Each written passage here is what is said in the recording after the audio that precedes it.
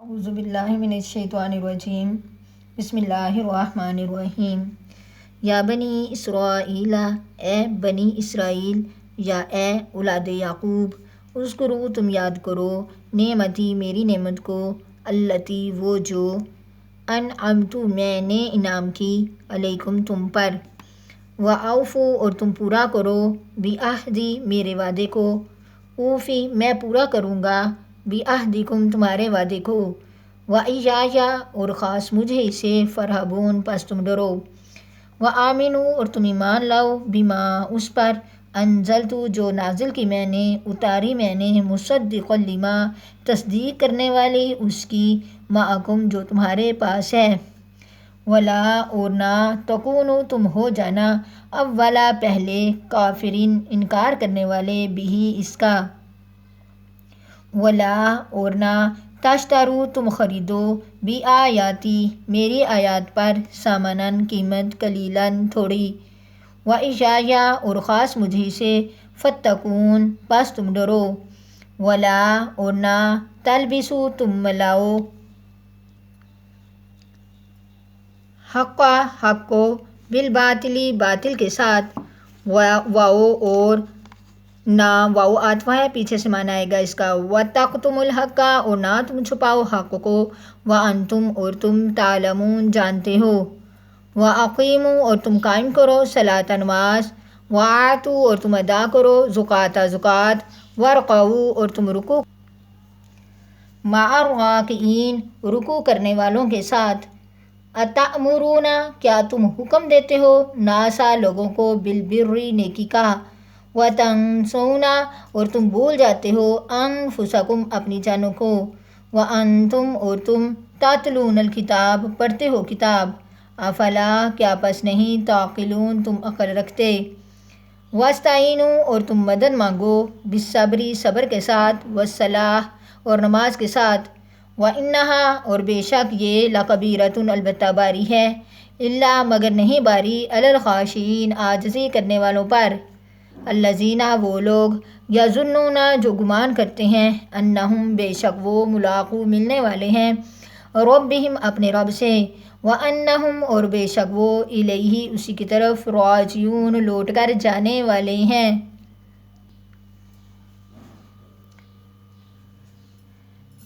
سورۃ بقرہ کے پچھلے رکوع میں ہم نے پڑھا کہ یہاں پہ کفار کی دو جماعتوں کا ذکر آیا ہے، ایک کھلے کافر، دوسرے منافق۔ اب ان دونوں میں بھی دو طرح کے لوگ تھے، ایک تو بت پرست مشرکین جو صرف اپنے باپ دادا کی رسوم کی پیروی کرتے تھے، کوئی علم قدیم یا جدید ان کے پاس نہ تھا، عام طور پر جو ہے وہ ان کو ان پڑھ سمجھا جاتا تھا، جیسے اہل مکہ کے لوگ، اس لیے قرآن مجید میں ان کو امیین کہا گیا ہے۔ دوسرے وہ لوگ تھے جو پہلے انبیاء پر ایمان لائے، پہلی آسمانی کتابوں توراۃ انجیل پر ایمان رکھتے تھے، اور ان کے پاس توراۃ اور انجیل کا علم بھی تھا، لکھے پڑھے لوگ کہلاتے تھے۔ ان میں بعض حضرت موسیٰ علیہ السلام پر ایمان رکھتے تھے، عیسیٰ علیہ السلام پر نہیں، ان کو یہودی کہا جاتا ہے، اور بعض عیسیٰ علیہ السلام پر ایمان رکھتے تھے، حضرت موسیٰ علیہ السلام کو بحیثیت نبی معصوم نہیں مانتے تھے، یہ عیسائی یعنی نصارہ کہلاتے ہیں۔ ان دونوں کو قرآن میں اس بنا پر اہل کتاب کہا گیا ہے کہ یہ دونوں اللہ کی آسمانی کتاب توراۃ یا انجیل پر ایمان رکھتے تھے۔ یہ لوگ پڑھے لکھے اہل علم ہونے کی وجہ سے لوگوں کی نظروں میں معزز اور قابل اعتماد مانے جاتے تھے، ان کی بات ان پر عام لوگوں پر بہت اثر انداز ہوتی تھی۔ اگر یہ لوگ ایمان لے آتے، سیدھے راستے پر آ جاتے، تو دوسروں کے مسلمان ہونے کی توقع بڑی تھی۔ یہ لوگ مدینہ منورہ اور مکہ کے نزدیک ارد و گرد بہت زیادہ رہتے تھے، ان کی کثرت تھی۔ یہاں بھی اللہ تعالیٰ ان کو فرما رہے ہیں، یا بنی اسرائیل، اے بنی اسرائیل۔ اسرائیل حضرت یعقوب علیہ السلام کا لقب ہے، قرآن مجید میں حضرت یعقوب علیہ السلام کے دو نام آئے ہیں، ایک اسرائیل اور ایک یعقوب۔ جس طرح آدم علیہ السلام کی اولاد کو مخاطب کرنے کے لیے اللہ تعالیٰ نے یا بنی آدمہ لفظ استعمال کیا، اس طرح اللہ تعالیٰ نے بنی اسرائیل یعنی ان دونوں قوموں کو مخاطب کرنے کے لیے، عیسائی اور یہودی، کیونکہ یہ حضرت یعقوب علیہ السلام کی نسل سے تھے، تو انہیں یا بنی اسرائیل یعنی اے اولاد یعقوب کہا گیا۔ تم یاد کرو میری نعمت کو. یہاں بھی اللہ تعالیٰ فرما رہے ہیں کہ میری نعمت کو یاد کرو. اب نعمت سے مراد یہاں پہ کون سی نعمت ہے؟ نعمت سے مراد یہاں پہ ہے کہ جو میں نے تم لوگوں کو نبیوں کی نسل سے پیدا کیا، نبیوں کی لڑی تم لوگوں میں تھی، اور بھی ان کے اوپر بہت زیادہ نعمتیں ہوئی. من سلوا ان پہ اترا، پہاڑ جو ہے دسترخوان جو وہ ان کے لیے اترا، آسمان کا ایک ٹکڑا ان پہ سایہ کیے رہا، فرعون سے ان کو نجات ملی، دریا سے 12 راستے ان کے لیے بنائے گئے، پھر جو ہے وہ 12 چشمے پتھر سے اللہ تعالیٰ نے ان کے لیے جاری کیے. یعنی سب سے زیادہ جو انعامات ہیں وہ بنی اسرائیل پر اترے. اللہ تعالیٰ فرما رہے ہیں وہ یاد کرو میری نعمت کو جو میں نے تم پر انعام کی تھی. وَأَوْفُوا بِعَهْدِي، تم میرا عہد پورا کرو، وعدہ پورا کرو. اس سے مراد آپ صلی اللہ تعالی وسلم کی اتباع ہے کہ پہلی کتابوں میں ان کو بتا دیا گیا تھا کہ ایک آخری نبی آئے گا اور اس کی نشانیاں بتا دی گئی تھی اور اس کی پیروی کرنے کا ان سے عہد لیا گیا تھا. تو اللہ تعالیٰ فرمان اس سے مراد آپ صلی اللہ علیہ وسلم کی اتباع ہے کہ اس وعدے کو پورا کرو. اوفی بعہدکم، میں تمہارا وعدہ پورا کروں گا. یعنی اللہ تعالیٰ نے یہ وعدہ فرمایا کہ جو لوگ اس عہد کو پورا کریں گے تو ان کے گناہ معاف کر دیے جائیں گے، جنت میں داخل کیا جائے گا. تو حسب وعدہ ان لوگوں کو جنت کی نعمتوں سے بھی سرفراز کیا جائے گا. یعنی اس کا مطلب یہ ہے کہ اے بنی اسرائیل تم میرا وعدہ یعنی نبی کریم صلی اللہ علیہ وسلم کی پیروی کا وعدہ پورا کرو تو میں اپنا وعدہ یعنی تمہاری مغفرت اور جنت کا وعدہ پورا کروں گا اور مجھے ہی سے ڈرو. اب اس آیت سے معلوم ہوتا ہے کہ معاہدہ یا وعدہ عہد پورا کرنا بہت ضروری ہے، اور وعدے کو توڑنا، عہد کو توڑنا، معاہدے کو توڑنا جو ہے وہ حرام ہے. نبی کریم صلی اللہ علیہ وسلم نے فرمایا کہ عہد شکنی کرنے والوں کو جو سزا قیامت آخرت میں ملے گی وہ تو ملے گی، لیکن اس سے پہلے ایک سزا یہ دی جائے گی کہ محشر کے میدان میں جب تمام اولین اور آخرین کا اجتماع ہوگا تو وعدہ توڑنے والوں کے اوپر ایک جھنڈا علامت کے طور پر لگا دیا جائے گا، اور جس کی جتنی بڑا عہد اس نے توڑا ہوگا، جتنی بڑی اس کی عہد شکنی ہوگی، یہ جھنڈا اتنا ہی بلند ہوگا. اس طرح ان کو میدان حشر میں بھی جو ہے وہ رسوا اور شرمندہ کیا جائے گا. اب اللہ تعالیٰ فرما رہے ہیں آمینو تم ایمان لاؤ اس پر جو نازل کی میں نے، تصدیق کرنے والی ہے اس کی جو تمہارے پاس ہے. یعنی اللہ تعالیٰ نے جو قرآن مجید نازل کیا ہے اس کی تصدیق پہلی کتابیں کرتی ہیں. وَلَا تَكُونُوا، اور نہ تم ہو جاؤ اول کافرین بھی اس کا انکار کرنے والے پہلے. یعنی کافر ہونا خواہ سب سے پہلے ہو یا بعد میں، بہرحال انتہائی ظلم اور جرم ہے. مگر اس آیت میں یہ فرمایا کہ پہلے کافر نہ بنو. اس سے ہمیں اس بات کی طرف اشارہ ملتا ہے کہ جو شخص پہلے کفر اختیار کرے گا تو بعد میں اس کو دیکھ کر جو بھی کفر میں مبتلا ہوگا اس کا وبال اس شخص پر پڑے گا. اس سے پہلے کافر پر بھی اس کا وبال آئے گا. اس طرح پہلا کافر اپنے کفر کے علاوہ بعد کے لوگوں کا کفر کا سبب بن کر ان سب کے وبال کا ذمہ دار بھی ہوگا، اور اس سے اس کا عذاب جو ہے وہ دگنا ہو جائے گا. اب اس سے یہ بھی معلوم ہوتا ہے کہ جو شخص دنیا میں دوسروں کے لیے کسی گناہ میں مبتلا ہونے کا سبب بنتا ہے تو جتنے آدمی اس کے سبب گناہ میں مبتلا ہوں گے ان سب کا گناہ ان لوگوں کو بھی ہوگا اور اس شخص کو بھی ہوگا. اس طرح جو شخص دوسروں کے لیے کسی نیکی کا سبب بن جائے تو جتنے آدمی اس کے سبب نیک عمل کریں گے تو اس کا ثواب ان لوگوں کو بھی ملے گا، اور ایسا ہی اس شخص کے نامہ اعمال میں بھی لکھا جائے گا. اور یہ بات قرآن مجید کی کئی آیات اور احادیث سے ثابت ہے. آگے اللہ تعالیٰ فرما رہے ہیں وَلَا تَشْتَرُوا بِآيَاتِي ثَمَنًا قَلِيلًا، کہ اللہ تعالیٰ کی آیات کے بدلے قیمت مت لو. اللہ کی آیات کو جو ہے یعنی اس کا مطلب یہ ہے کہ لوگوں کی مرضی اور ان کی غرض کی خاطر اللہ تعالیٰ کی آیات کا مطلب چھپا کر، اللہ تعالیٰ کی آیات کا مطلب غلط بتا کر لوگوں سے پیسے نہ لو. فتویٰ اور لوگوں کی مرضی کے مطابق جو قرآن مجید ہے اس کے معنی کو اپنی مرضی سے، لوگوں کی مرضی سے اس معنی کو غلط کر دیا، ان کی مرضی کے مطابق فتویٰ دے دیا. حالانکہ قرآن مجید میں ایسا نہیں ہے، قرآن مجید میں اور بات ہے، لیکن ان کی مرضی کے مطابق آپ نے فتویٰ دے دیا اور تھوڑے پیسوں کی خاطر، تو یہ انتہائی سخت گناہ ہے. تمام علماء اکرام کے اجتماع پر یہ حرام ہے. ہاں البتہ یہ معاملہ رہا کہ جو قرآن مجید پڑھاتے ہیں اللہ تعالیٰ کی آیات صحیح بتا کر پڑھایا تو اس کی اجرت لینا کیسے ہے. پہلے تو امام شافعی اور امام ابو حنیفہ اور امام احمد بن جنبل کے نزدیک جائز تھا، لیکن امام ابو حنیفہ اور دوسرے ائمہ اس کو منع فرماتے تھے، کیونکہ نبی کریم صلی اللہ علیہ وسلم نے قرآن کو ذریعہ کسب معاش بنانے سے منع فرمایا. لیکن بعد کے جو حنفیہ ہیں انہوں نے ان حالات کا مشاہدہ کیا کہ قرآن مجید کے جو اس وقت کے دور میں بھی معلمین تھے انہیں بیت الاسلام سے خرچ دیا جاتا تھا۔ اسی طرح اگر تمام قاری حضرات، علماء حضرات جامعات یا مدارس میں پڑھانے والے جو ہوتے ہیں اگر وہ اس پڑھانے پر کچھ ہدیہ نہ لیں تو پھر ان کے بیوی بچوں کا جو ہے وہ گزارا کہاں سے ہو، وہ اپنی ضروریات زندگی کہاں سے پوری کریں، اس لیے ضرورت کے مطابق لینا جائز ہے۔ انہوں نے اس کو جائز قرار دے دیا، بعد کے جو حنفیہ ہیں انہوں نے اس کو جائز قرار دیا۔ لیکن ایک بات یاد رکھی جائے کہ جو مردوں کو اصالِ ثواب پہنچانے کے لیے ختم قرآن کرانا یا کوئی اور وظیفہ پڑھانا اجرت کے ساتھ تو وہ حرام ہے، کیونکہ اس پر کسی عام دینی ضروریات کا جو ہے وہ مداوا نہیں ہے۔ اجرت لے کر پڑھنا حرام ہوا تو اس طرح پڑھنے والا اور پڑھانے والا دونوں گناہ گار ہوئے۔ جب پڑھنے والے ہی کو کوئی ثواب نہ ملا تو میت کو وہ کیا ثواب پہنچائے گا؟ اس لیے اصالِ ثواب کے لیے جو قبرستان پر جا کر پڑھواتے ہیں اور ان کو اجرت دیتے ہیں وہ بھی جو ہے وہ ناجائز ہوا۔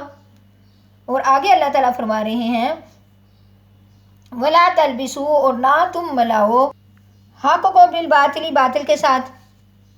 اب اس سے یہ ثابت ہوتا ہے کہ حق بات کو غلط بات کے ساتھ ملا کر پیش کرنا جس سے مخاطب جو ہے وہ مغالطے میں پڑ جائے جائز نہیں۔ اس طرح کسی خوف یا طمع کی وجہ سے بھی حق بات کو چھپانا جو ہے وہ حرام ہے۔ اللہ تعالیٰ فرما رہے ہیں نہ تم ملاؤ حق کو، نہ تم چھپاؤ، وانتم تعلمون، اور تم جانتے ہو کہ یہ بات سچی ہے۔ آگے آ رہا ہے وَأَقِیمُوا الصَّلَاةَ، نماز قائم کرو، وَآتُوا الزَّکَاةَ، اور زکوٰۃ ادا کرو۔ نماز قائم کرنا، وَأَقِیمُوا الصَّلَاةَ، قرآن مجید میں اقیم آیا نماز کا قائم کرنا۔ اب یہ وہ خاص عبادت ہے جس کو نماز کہا جاتا ہے صلاح، لیکن قائم کرنا جو ہے وہ مطلقاً اس کا لفظ معنی یہ آتا ہے کہ نماز کو صحیح قائم کیا جائے، یعنی قائم کرنے سے مراد صحیح رکوع، سجود، رکعات، تشہد، یعنی ہر ایک رکن کو صحیح طریقے سے ادا کیا جائے، اس کو قائم کرنا کہتے ہیں۔ اور آت الزکوٰۃ، شریعت میں مال کے اس حصے کو زکوٰۃ کہا جاتا ہے جو شریعت کے ایک کام کے مطابق کسی مال میں سے نکالا جائے اور اس کے مطابق اس کو خرچ کیا جائے، جیسے مال میں سے 40واں حصہ زکوٰۃ ہے۔ اور آگے ہے وَارْكَعُوا مَعَ الرَّاكِعِينَ، رکوع کے معنی جھکنے کے ہیں، اور اس اعتبار سے معنی اس کو جو ہے وہ سجدے میں بھی لیا جاتا ہے کہ جس سے انسان زیادہ جھک جائے۔ وہ یہ نماز جو ہے کیونکہ رکن ہے، ایک خاص رکوع جو ہے نماز کا ایک رکن ہے، اور بعض لوگ کہتے ہیں کہ یہودیوں کی نماز میں رکوع نہیں تھا تو لہٰذا ان کو اب کہا گیا کہ اسلام کے مطابق رکوع کرو 7 رکوع کرنے والوں کے۔ اور دوسرا اس سے مراد یہ ہے کہ باجماعت نماز پڑھی جائے، مرد حضرات جو ہیں وہ وَارْكَعُوا مَعَ الرَّاكِعِينَ، رکوع کریں رکوع کرنے والے کے ساتھ، یعنی جماعت کے ساتھ نماز ادا کریں۔ حضرت ابو ہریرہ رضی اللہ تعالیٰ عنہ سے منقول ہے کہ ایک نابینا صحابی نے آپ صلی اللہ علیہ وسلم کی خدمت میں حاضر ہو کر عرض کی کہ میرے ساتھ کوئی ایسا آدمی نہیں جو مجھے مسجد تک پہنچا دیا جائے یا لے کر جائے، اس لیے اگر آپ اجازت دیں تو میں اپنے گھر میں نماز پڑھ لیا کروں۔ تو آپ صلی اللہ علیہ وسلم نے پہلے تو اسے اجازت دے دی، مگر وہ جب جانے لگا تو آپ نے سوال کیا کہ اذان کی آواز تمہارے گھر تک پہنچتی ہے؟ انہوں نے عرض کی کہ ہاں، اذان کی آواز تو میں سنتا ہوں۔ آپ صلی اللہ علیہ وسلم نے فرمایا پھر تو آپ کو مسجد میں آنا چاہیے۔ اور بعض روایات میں آپ صلی اللہ علیہ وسلم نے فرمایا کہ پھر میں آپ کے لیے کوئی گنجائش اور رخصت نہیں پاتا۔ اور حضرت عبداللہ بن عباس رضی اللہ تعالیٰ عنہ نے کہا کہ نبی کریم صلی اللہ علیہ وسلم نے فرمایا جو شخص اذان کی آواز سنتا ہے اور جماعت کے لیے مسجد میں نہیں آتا تو اس کی نماز نہیں ہوتی، مگر یہ علاوہ اس کے اس کو شرعی عذر نہ ہو۔ اس سے پتہ چلا کہ نماز پڑھنا جو ہے جماعت کے ساتھ وہ کس قدر ضروری ہے۔ آگے اللہ تعالیٰ فرما رہے ہیں اَتَأْمُرُونَ النَّاسَ بِالْبِرِّ، کیا تم حکم دیتے ہو لوگوں کو نیکی کا؟ اس میں وہاں سے مخاطب اگرچہ اس وقت علماء یہود ہیں، ان کو ملامت کی جا رہی ہے کہ وہ اپنے دوستوں اور رشتہ داروں کو یہ تلقین کرتے تھے کہ تم محمد صلی اللہ علیہ وسلم کی پیروی کرو اور دین اسلام پر قائم رہو، مگر خود نفسیاتی خواہشات سے اتنے مغلوب تھے کہ اسلام قبول کرنے کے لیے تیار نہیں تھے۔ لیکن معنی کے اعتبار سے یہاں پر ہر شخص کو مخاطب ہے، یعنی اس سے مراد صرف یہود و انصاری نہیں بلکہ اس سے مراد اب تمام لوگ ہیں۔ ہر اس شخص کو مذمت ہے جو دوسروں کو تو نیکی اور بلائی کی ترغیب دیتا ہے مگر خود عمل نہ کرے، اور دوسروں کو خدا سے ڈرائے مگر خود نہ ڈرے۔ ایسے شخص کے بارے میں احادیث میں بڑی ہولناک جو ہیں وعیدیں آئی ہیں۔ حضرت انس رضی اللہ تعالیٰ عنہ سے روایت ہے کہ نبی کریم صلی اللہ علیہ وسلم نے فرمایا کہ شب معراج میرا گزر کچھ لوگوں پر ہوا جن کے استغفر اللہ ہونٹ اور زبانیں آگ کی کینچیوں سے کاٹے جا رہے تھے۔ میں نے جبرائیل علیہ السلام سے پوچھا یہ کون ہیں؟ جبرائیل نے بتایا یہ آپ کی امت کے دنیا دار واعظ ہیں، یعنی نصیحت کرنے والے ہیں، جو لوگوں کو تو نیکی کا حکم کرتے تھے مگر اپنی خبر نہ لیتے تھے۔ اللہ تعالیٰ فرما رہے ہیں تم لوگوں کو تو نیکی کا حکم دیتے ہو، اپنی جانوں کو بھول جاتے ہو۔ وَأَنْتُمْ تَتْلُونَ الْكِتَابَ، حالانکہ تم کتاب کا علم رکھتے ہو، کتاب پڑھتے ہو۔ أَفَلَا تَعْقِلُونَ، کیا تم کو اس چیز کی عقل نہیں ہے، تم کو پتہ نہیں ہے؟ آگے اللہ تعالیٰ فرما رہے ہیں وَاسْتَعِینُوا بِالصَّبْرِ وَالصَّلَاةِ، اور تم مدد مانگو صبر کے ساتھ اور نماز کے ساتھ۔ یعنی صبر اختیار کرو، اپنی خواہشات پر قابو حاصل کر لو۔ اس سے مال کی محبت کم ہو جاتی ہے، کیونکہ مال کی محبت اس لیے پیدا ہوتی ہے کہ مال کی اور خواہشات مال جو ہے نا وہ انسان کی خواہشات کو پورا کرنے کا ذریعہ ہے۔ جب خواہشات کی اندھا دھند پیروی چھوڑنے پر ہمت باندھ لو گے تو شروع میں اگرچہ یہ مشکل ہوتا ہے، لیکن پھر آہستہ آہستہ انسان کی خواہشات میں ایک اعتدال آ جاتا ہے، اور جب انسان کی جو ہے نا وہ اعتدال عادت بن جاتا ہے تو پھر مال کی زیادتی کی ضرورت نہیں رہتی، نہ اس کی محبت ایسے غالب آتی ہے کہ نفع نقصان اپنا جو انسان کا نفع نقصان ہے وہ اس سے وہ اندھا ہو جائے۔ نماز پڑھنے سے جو ہے نا وہ مال کی محبت کم ہو جاتی ہے، یہ ایک آزمائی بات ہے کہ کیونکہ اس سے ایک باطنی جو ہے وہ عاجزی پیدا ہوتی ہے۔ جب نماز کو صحیح ادا کرنے کی عادت ہو جاتی ہے تو انسان ہر وقت اللہ کے سامنے اپنی عاجزی کا جو ہے نا وہ تصور کرنے لگتا ہے، جس سے تکبر اور غرور ہے اور مال کی محبت ہے وہ کم ہو جاتی ہے،